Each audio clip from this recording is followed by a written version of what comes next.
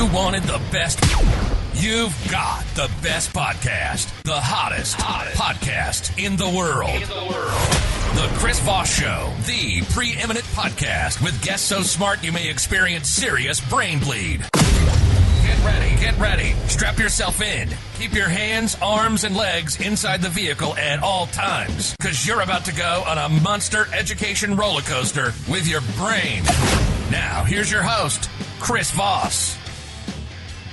Hi, folks. Chris Voss here from the ChrisVossShow.com, the ChrisVossShow.com. Hey, we're coming here with an Nerdgate podcast. We certainly appreciate you guys tuning in. Have I ever told you how much we appreciate you guys tuning in? Like from the bottom depths of my heart. Like not like the lower part, the bottom where the V is when you see the heart thing. It goes like more of this and then it meets the bottom. Like right there at that V bottom. That's how much I appreciate you guys tuning into the podcast. Stuff I improv. I just never get it. Anyway, guys, that's where my heart is for you, right at the bottom. You're at the bottom of my heart? Wait, shouldn't you be the top? I don't know. This sounds like some whole other thing, too. Anyway, guys, top or bottom, we love you being a part of the show. Thanks for tuning in. Go to see all of the video on youtube.com/says Chris Voss. Hit the bell notification button. Go to Goodreads. Oh, my gosh, Goodreads over there. You can see all the wonderful books we're reading and reviewing, including the author we have on today. And I think 2 of my giveaways are running. There'll be a second one on the 15th for 2 of my books. You can go to all of our groups, Facebook, LinkedIn, Twitter, Instagram, TikTok, all those cool places the kids are playing at. We don't have a Snapchat, probably for the most obvious of reasons, but maybe we should get on there as well. Let me know if you want one. Email me and we'll look into it. So we're excited to announce my new book is coming out. It's called Beacons of Leadership, Inspiring Lessons of Success in Business and Innovation. It's going to be coming out on October 5th, 2021. And I'm really excited for you to get a chance to read this book. It's filled with a multitude of my insightful stories, lessons, my life, and experiences in leadership and character. I give you some of the secrets from my CEO entrepreneur toolbox that I use to scale my business success, innovate, and build a multitude of companies. I've been a CEO for, 35 years now. We talk about leadership, the importance of leadership, how to become a great leader, and how anyone can become a great leader as well. So you can pre-order the book right now wherever fine books are sold, but the best thing to do on getting a pre-order deal is to go to beaconsofleadership.com. That's beaconsofleadership.com. On there you can find several packages you can take advantage of in ordering the book. And for the same price of what you can get it from someplace else like Amazon, you can get all sorts of extra goodies that we've taken and given away. Different collectors, limited edition, custom-made numbered book plates that are going to be autographed by me. There's all sorts of other goodies that you can get when you buy the book from beaconsofleadership.com. So be sure to go there, check it out, or order the book wherever fine books are sold. Anyway, guys, we have an amazing author on the show. His book came out earlier this year, The Eagles of Heart Mountain, a true story of football, incarceration, and resistance in World War II America by Bradford Pearson. He's going to be on the show telling us about his amazing work here and this amazing story that a lot of coverage hasn't gone on about this experience of us putting these poor people in internment camps during World War II. He is an award-winning journalist whose work examines everything from magicians to Japanese-American incarceration, to his own kidnapping. We'll get to that later. He's written for the New York Times and Esquire, Time, Men's Health, and Philadelphia magazines, among many other publications, and is the former features editor for Southwest, the magazine. He is a recipient of the German Marshall Fund of the United States Marshall Memorial Fellowship, which took him to Europe to study media on the continent. He grew up in Hyde Park, New York, and now is in Philadelphia with his wife and 2 children. The Eagles of Heart Mountain is his first book. Welcome to the show, Bradford. How are you? I'm doing great. Thanks for having me today, Chris. I really appreciate it.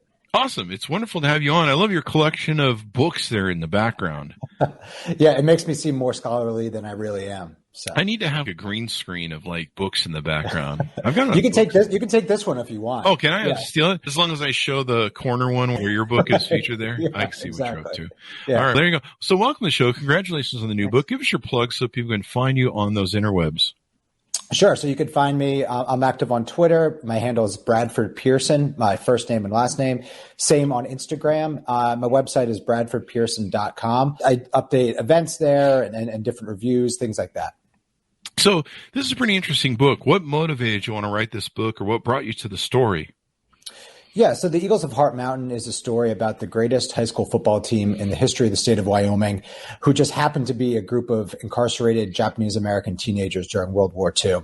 So what I try to do with the book is I try to take the story of this football team and use it as a way to tell the whole story of Japanese American incarceration and a little bit of the history of Japanese American life and everything that led up to the incarceration following Pearl Harbor. What initially got me interested in this story was I was actually in Wyoming on a completely different assignment. I was working on a story about Yellowstone back in 2014.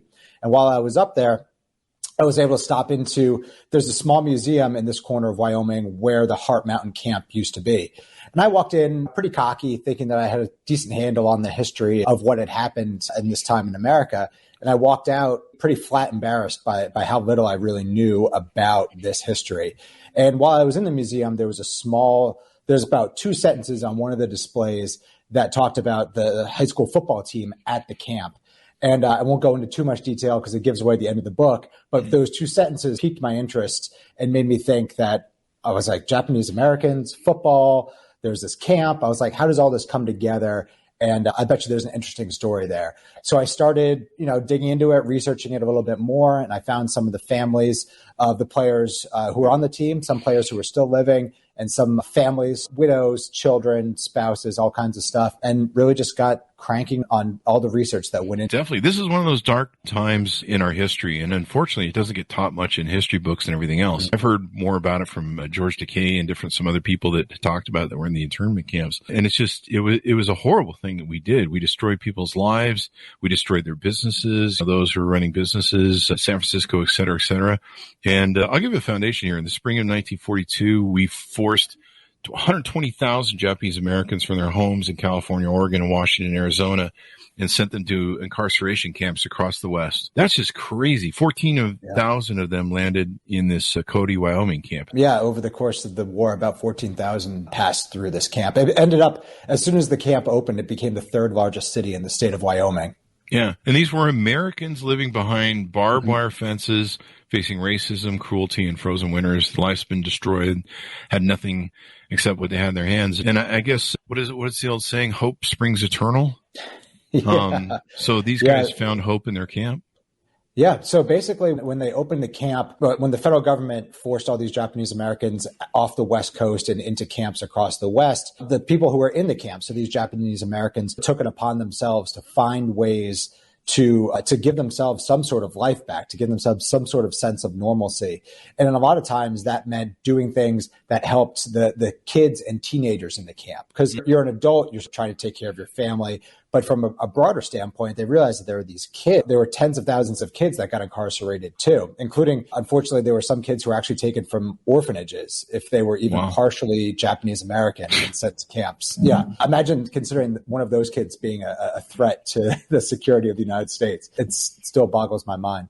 But then basically one of the first things that they did when they opened, especially at the Heart Mountain camp in Wyoming, was they built a baseball field and they built a football field. And those sort of served as this jumping off point for a lot of the other activities that gave some of the folks even a little bit of joy in those years of the camp.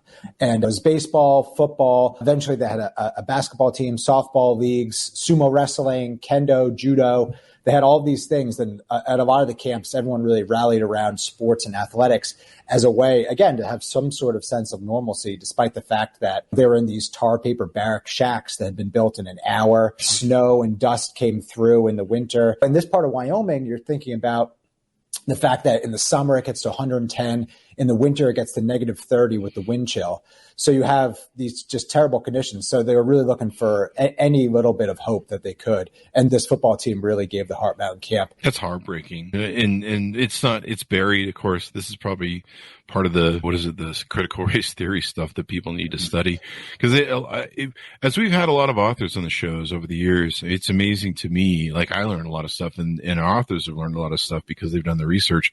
There's so many stories have been whitewashed and buried in history. They really expose the shame and ugliness of what white people have done across the history of this country for 450 years or something.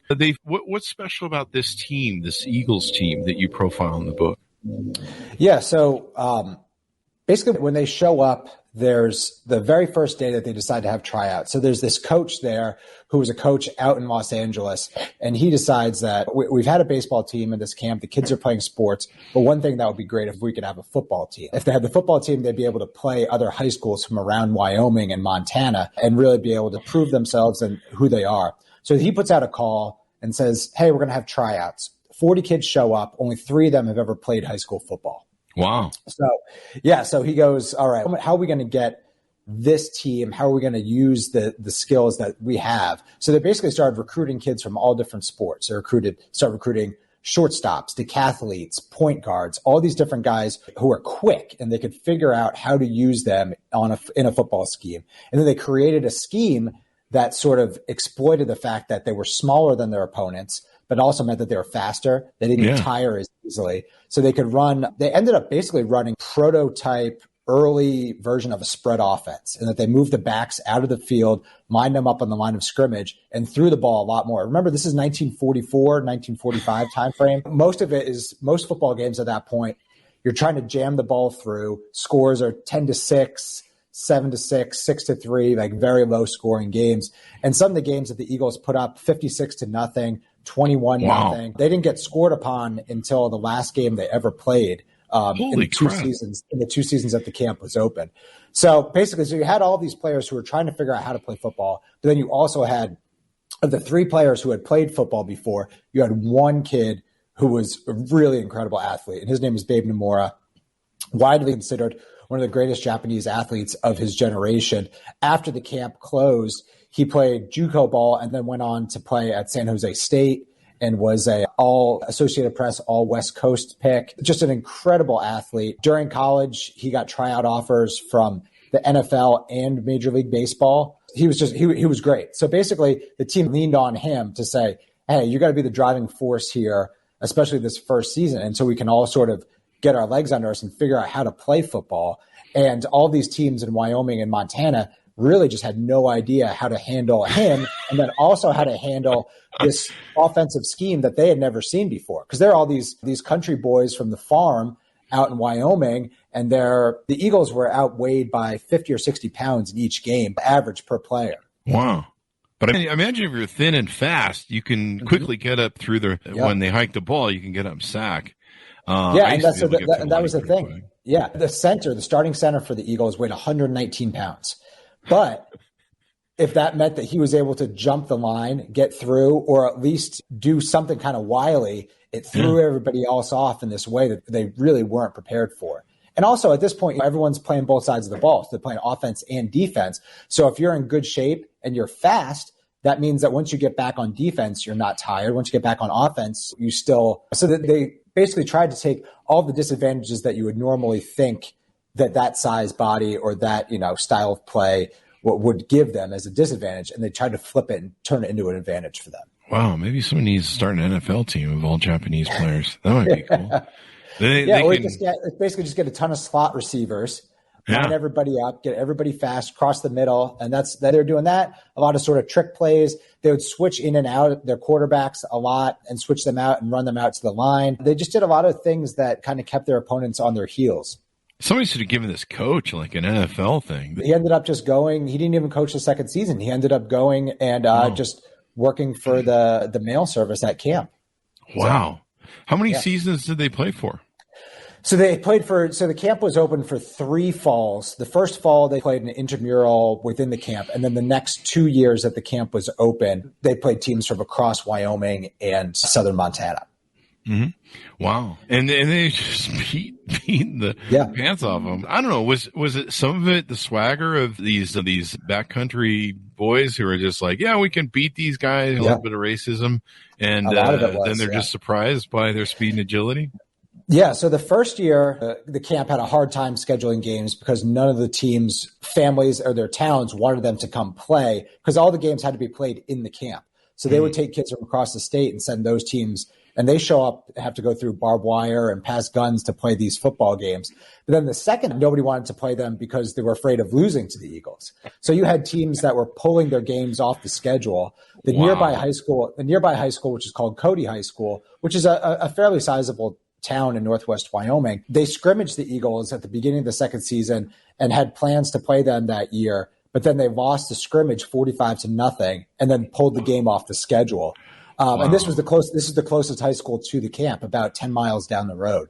So you basically had, it was this combination of racism and just people coming in thinking they'd be able to beat this team, and then just being thoroughly demolished in every game, and then getting to the point where they were embarrassed to even try to think about playing them the next season too. Wow. What are some other stories you want to tease out about your adventures in the story in the book? Yeah. So the thing about this book that I found interesting is that what I tried to do was I tried to give the reader, use this football team as a way to teach sort of a broader audience about Japanese American history and how we got to this point. Because I think a lot of us, like you said at the top, like, we don't learn much about this in high school. I grew up in New York, so I grew up on the East Coast, and there aren't that many Japanese Americans on the East Coast. There's still a majority of them are still on the West Coast, where I think this history is taught a lot more than other parts of the country. So I wanted to use this book as a sort of a way to get a new audience to this subject. Because when I started researching this book, I came at it from the football angle, and then I realized just how little I knew about all of this. So I sort of thought of this as an opportunity to say, hey, if I can catch people's eye with this book about football and World War II, I could talk about all of the, like you said, the racism and the xenophobia that led to this moment. Mm-hmm. So that was one hook in. And then while I was writing the book, I realized that there's this whole other separate thing that's happening while the camps are open. And that's that the federal government is trying to draft Japanese Americans out of the camps and send them to the front lines in Italy and France. Yeah, so the federal government pretty quickly, once the camps open, realized that they need more young men. So they say, oh, we have tens of thousands of draft-eligible men in these camps. Why don't we just try to get volunteers? That, for obvious reasons, failed because they had the federal government didn't adequately say, oh, here's what's going to happen. People were like, wait, so what happens if I go home on leave? Do I go back to a camp? And they're like, yeah, you do. So no one volunteered. Then they reinstate the draft in 1944. And then while this is all happening at Heart Mountain with the football team, as the football team is getting better and getting more and more people at their games, there were 5,000 people that would come out to these games. At the same time, there begins the largest draft resistance movement in World War II happening in these camps. So you have dozens of guys that are resisting their draft cards and saying, look, we're Americans, we're Japanese Americans, we're citizens. You forced us into these camps. If you close the camps or you clarify our citizenship status, we will gladly fight. We support this war. We're Americans. We'll gladly fight. And the federal government didn't back down. So these 63 men in Heart Mountain, and then it spreads to all the other camps too, these 63 men end up getting charged and sent to federal penitentiary for resisting the draft. So that's all happening. The same kids who are on this high school football team are also having to make the decision for themselves, for their families, for their country, and for their whole community, really, what they're going to do. So they're going from, some of the kids are going right from practice to their draft physicals. Some of them are going from there to meetings about resisting the draft. So you have all these decisions that these teenagers are having to go through. And that was one of the things that really drew me to this story, was the sort of universality of, we've all been teenagers. We all understand what that's, but I can't imagine what it must have been like to be 15 years old, have your dad or mom tell you that you're going to be sent to a camp and have to stand there and say goodbye to all of your friends that just don't happen to be Japanese American, and then getting to this camp, and then your government telling you, oh yeah, some of you are also going to have to go fight the war that we don't think you're American enough to stay in your homes during. Yeah, but you can go die for us, for freedom and stuff. Mm-hmm. And a lot of young men did. A lot of young men volunteered or were drafted and fought in the 442nd Regiment, which was an all Japanese American regiment, who freed a lot of American prisoners and pinned down troops in northern Italy and France. And there's actually still a mural at the Pentagon honoring their bravery. And they just put out a U.S. stamp honoring that regiment too. Good. I think they ended up paying a lot of these people a repayment plan, didn't they? But probably not till like decades later or something. Yeah, it was in the 80s. There was a reparations movement, and every living Japanese American who was incarcerated during World War II was given $20,000. $20,000. So it was $20,000, and then you think about So one of the things that I get into a little bit in the book is that when the federal government said, okay, we're opening up these camps, most people had 3 days to a week to sell all their belongings or to find someone, a neighbor a white neighbor, or even technically even a Chinese neighbor or a Korean American neighbor, to say, hey, could you please watch over my stuff? I don't know how long we're going to be gone. But most people didn't have that luxury. Most people had to sell their houses or their businesses. Jesus. People were selling cars for a dime on the dollar, brand new stuff. There are a lot of people, a lot of sort of white men would run through the Japanese American neighborhoods with a truck and say, I'll give you $50 for your new car. And wow. they had no choice. They had no choice. So then after the war, even after the camps closed, what are you coming back to? You're not coming back to your house. You're not coming back to your business. You're not coming back to your farm. So it took decades for the Japanese American community to catch up financially for the 3 or 4 years that the camps were open. Yeah, you lose your business that maybe you spent years or decades maybe establishing. Incredible tragedy with what happened. Let's talk about this because this was in your bio and we talked about it in the pre-show. Did your experience as a child, you were kidnapped as a child, if you want to expand on that, but did that experience made you want to embrace this story? Did you see a similar experience being taken against your will to this story? Yeah, I don't know if I ever thought about it that way, but I do think so. The story that Chris is alluding to is that when I was in college, I got abducted here in the city of Philadelphia, and I was kidnapped and held at gunpoint and robbed and lots of stuff.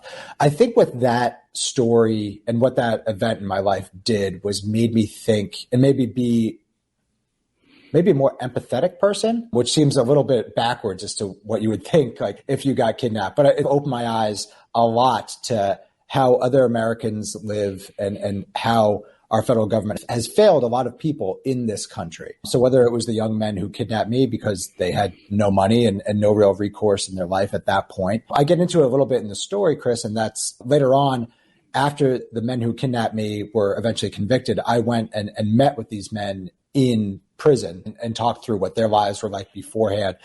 And I also think that looking at just how you tell a story and the interesting and different ways you could tell a story and what makes a story important to an audience outside of you. Like, I thought this football team, their story was interesting, but how do I make that story interesting for a reader beyond me thinking, oh, I think this is really neat, and being able to tell the story in 5 minutes to your friends at the bar is a lot different than sitting down and writing 90,000 words about it. And that was the same thing with my kidnapping, where I had this story about this terrible event that happened in my life, but I thought, to go beyond that, how do I make the story interesting to an audience? And that meant that I was going to go find the men who kidnapped me and talk to them about their lives and what their lives had been like since that night that we crossed paths back in 2006. And it's an extraordinary story. If you guys get a chance to Google it. Is this Philly Mag? Is this the best place to find a copy of the story? Yeah. It ran in Philadelphia Magazine. So if you just search my name or Philadelphia Magazine, Bradford Pearson kidnapping, it'll be the first thing that pop up. There's not too many stories that are like that probably would throw you. So I was bullied as a kid, and it made me a bully of bullies. So I definitely call out when people are abused or when people are victims, or I see people that are being are being jerks. And so it has endeared me to the underdog or to people they're not taken care of. You go through experience the story where you believe it's life and death. It sounds like they talked the third one out of possibly killing you, and they had a gun. And so you're in that situation, but you have a little bit of experience what it's like to be taken against your will like these people were and put into this camp. It's true. Yeah. And I think that everyone has the right to react to those sort of situations that when they happen to them, however they feel that they should act. And eventually I get into a little bit in the story. And when you come out of a kidnapping like that and you're alive and you're back home, you have this sense of euphoria and you have this sense that I've survived something. And those first weeks after the kidnapping, I felt like I literally figuratively dodged a bullet. So you think about how you feel free, you're going about saying like you're invincible. And then those first couple of weeks, that shine wears off, and then you start having nightmares and you start feeling nervous and start being anxious about things. And once that happened, it took me a while to get back on my feet, but then think, okay, what do I do now with this life that I've been granted? What do I sit around and feel sorry for myself, or do I try to work hard and tell stories that matter and stories that mean a lot to me, and stories that have this broader appeal and a broader, deeper understanding of what it's like to live in this country, whether it's today or in the 1940s. And what I tried to do with the book, though not explicitly, like the book never comes out of the latest the book goes is it follows some of the players later into their lives, but it's never comes into the present. It never mentions expressly the United States in 2020 or in 2021. And I did that on purpose because what I wanted to try to do was show as many lessons throughout the book that could still be applied to today. There's so many people that come up to me after reading the book and say, there's so many times when I was reading this that I thought so little has changed in this country. And I always say, yeah, you're right. What part of the book made you think that? And their answers are always all over the board. There's always 5 or 6 different things that connects people to this moment.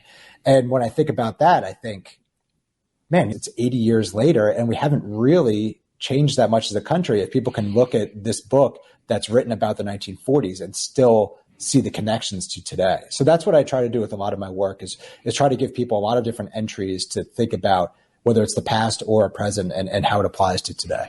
That's remarkable and commendable. Yeah, kids in cages, what we do to immigration people when they come to this country. Yeah, so I started working on this book in about 2016.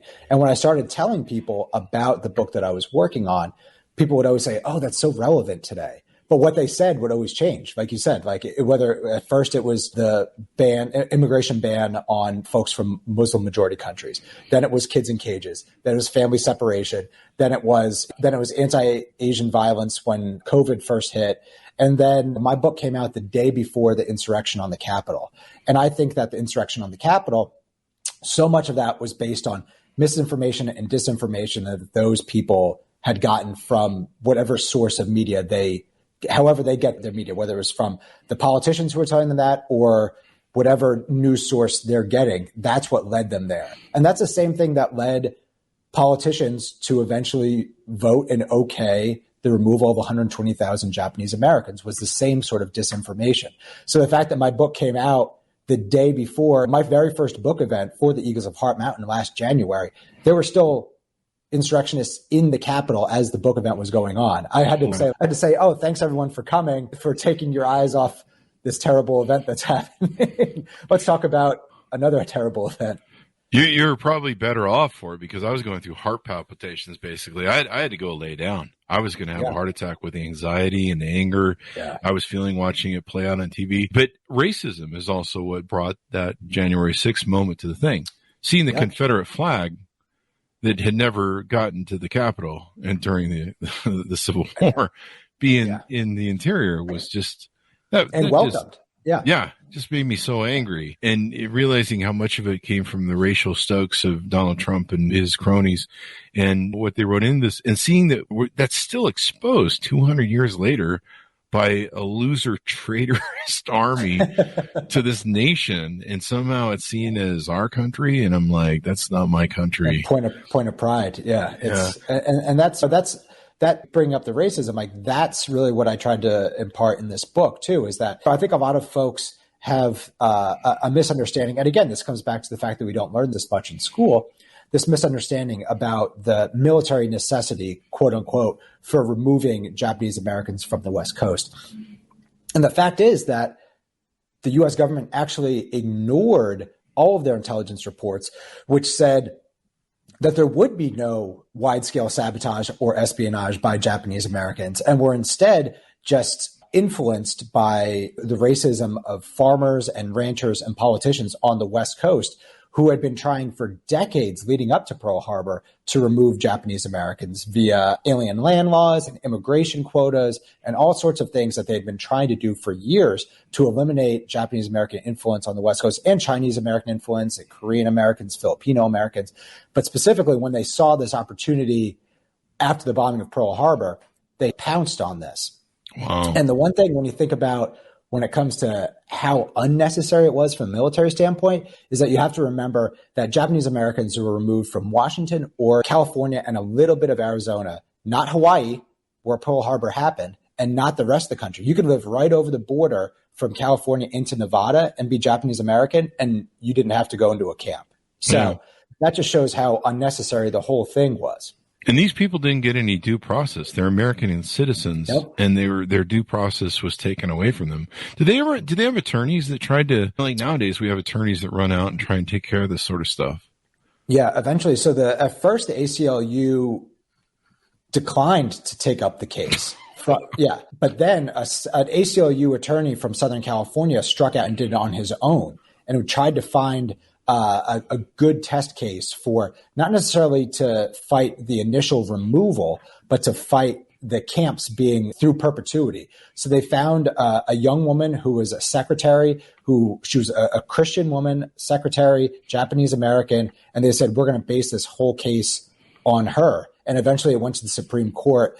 And right before the Supreme Court's decision was announced, Roosevelt announced that they were going to close the camps because they knew that they had no leg to stand on. They knew that the keeping the camps open, even if there was some minor military justification for the original removal, which there really wasn't, they knew that legally they had some sort of ability to do that under a time of war. But it was keeping the camps open and keeping them there. So there are a lot of brave men that Minyasui and lots of other men like him who initially resisted going into the camps and were convicted and tried and sent to prison and then sent to camp.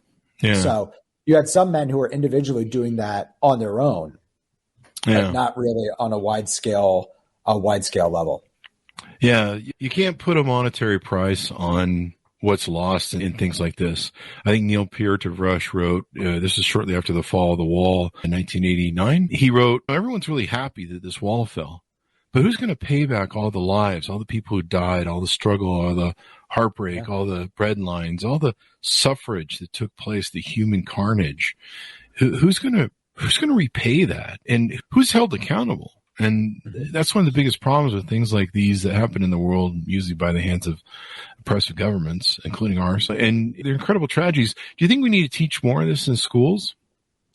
Oh, yeah. I think that everything that's going on right now with the critical race theory issue that's bouncing around this country for no reason basically just shows how much we need to learn this history. If you have the situation where your government is trying to actively tell you, no, you don't want to learn that. You shouldn't learn that. Our children can't learn. That's the stuff that you need to be teaching kids. Those are the kinds of things that kids are smart. Whether a kid is 5 or a kid is 18, in a public school system, kids understand history, and kids can understand and use their own life to learn history. And I think that we need to learn more about Japanese American history. We need to learn more about the civil rights movement. We need to learn more about Mexican American history. There's all these things that for years, you have these textbooks, especially high school history textbooks. The content is driven and sometimes edited by state legislatures and by state boards of education who say, oh, we won't buy that high school history textbook, which is tens of thousands of copies for the state of Texas or the state of California, if you mention slavery in this way, or you mentioned. So basically, every publisher is stuck in this situation where they can't even sell a book that gives a complete view of U.S. history, because the state legislature in Texas or the state legislature in Florida, or the Board of Education in this state won't allow that. Again, a textbook. It's not some radical text. They won't allow that to be taught to be bought by their school districts. I think that contributes to our racism. It just occurred to me.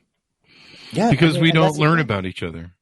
We don't learn about each other, and we learn a very limited, literally whitewashed view of what that history meant. So you have kids who are getting a bad set of facts, and they're learning to debate this bad set of facts in the same way that Facebook has a bad set of facts or whatever it is. And that you have some sort of textbooks that tells you a lot of slave owners were actually very kind to their slaves. And then you have a generation of 8th graders in Texas or Oklahoma or wherever it may be say, oh, actually, a lot of slave owners are pretty good. What about those slave owners? Why don't we talk about how good they were? That's not the point, guys. Yeah. And go read the book Cast by Isabel Washington. Wilkerson. Wilkerson. It's just an extraordinary read, really hard to read. I had to stop every other page and almost sit and weep. It's a tough book to get through like actually physically get through because of how often you have to stop and put it down and be like, all right, I can't read that for another day. Yeah, the atrocities. And you've got to be wary of this government too. You've got to hold the government accountable. Anytime a government is hiding something from you, it's usually up to no good, and power corrupts. And that's why we're supposed to have this beautiful open government. Just recently, what was it? There was some bombing that we did in Iraq, I think, that killed a bunch of innocent people, and they covered it up. And now they finally admitted to it, I think, today. And you're like, what else is under the table over there? Just killing kids. Yeah. What else is going on? What else are you hiding from us? So it's good to be accountable. But yeah, you made me realize that one of the biggest problems with the way our history's been whitewashed is we don't learn enough about each other. And it actually engenders, is that the right word? Racism. Yeah. Because I didn't realize it until we had so many authors on the show, and they would tell us so many stories about stuff they discovered. And I'd be like, I didn't learn about that in school. What? And a lot of it is just hidden and buried on purpose. And it was like when the statues came up for all the Robert E. Lee statues and all that sort of stuff, I didn't understand what went on. I just thought, some idiot put up some statues. I didn't understand the whole evil sort of thing that they did behind it and why it was done and when it was done. I thought they were. Yeah, exactly. The when is like always the most interesting in that story. And like you said, I think that by removing some of the more contentious parts of teaching U.S. history, we're not giving kids a full set of facts, but we're also teaching kids to not recognize, understand, and respect the differences in all of our lives and how my upbringing is different than your upbringing and where do we find that common ground, but also recognizing, again, that your experience is different than mine. Let's learn from each other as to what those experiences can do to make all of our lives better and have a better understanding of each other. I always say the one thing man can learn from his history is that man never learns from his history, and thereby we're doomed to repeat it. Anything else you want to touch on in the book before we go out?